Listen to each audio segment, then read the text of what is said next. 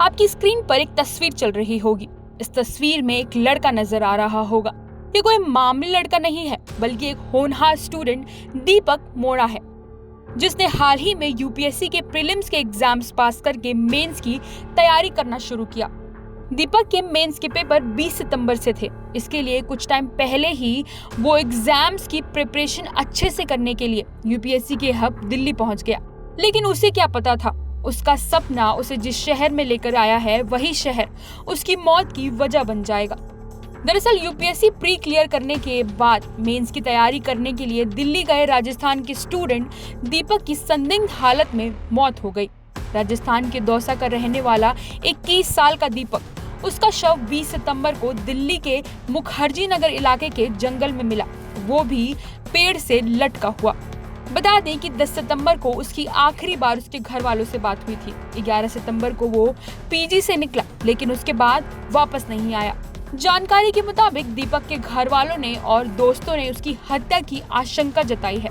उनका कहना है कि ऐसी कोई सिचुएशन नहीं थी कि वो सुसाइड कर ले।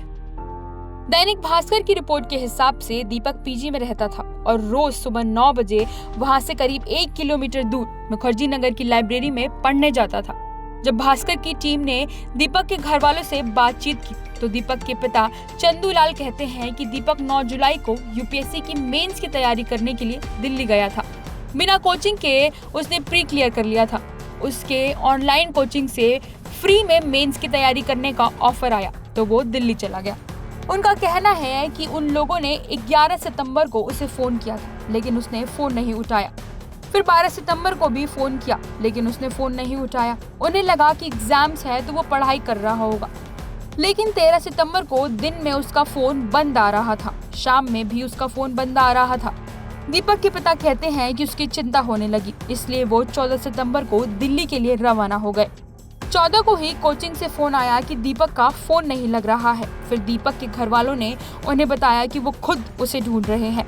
4 दिन से उसका कोई अता पता नहीं है। कुछ देर बाद वो लोग कोचिंग पहुंचे और किसी को दीपक के बारे में कुछ नहीं पता था। रिकॉर्ड चेक किया गया तो पता चला कि दीपक 11 सितंबर से ही कोचिंग नहीं पहुंचा है। इसके बाद उन लोगों ने मुखर्जी नगर थाना में उसकी गुमशुदा की रिपोर्ट दर्ज कराई। पुलिस ने दीपक की लोकेशन ट्रैक की तो उसकी लोकेशन लाइब्रेरी के एरिया के पास 50 मीटर दूर एरिया में ही दिख रही थी और वहीं जंगल में उसका शव मिला।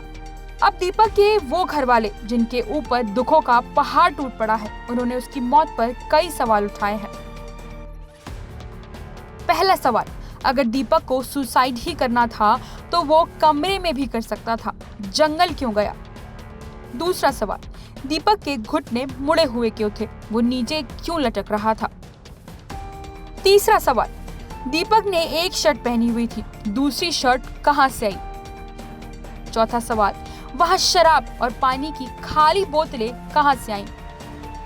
पांचवा सवाल, बैग में एक बेडशीट मिली, वो किसकी थी?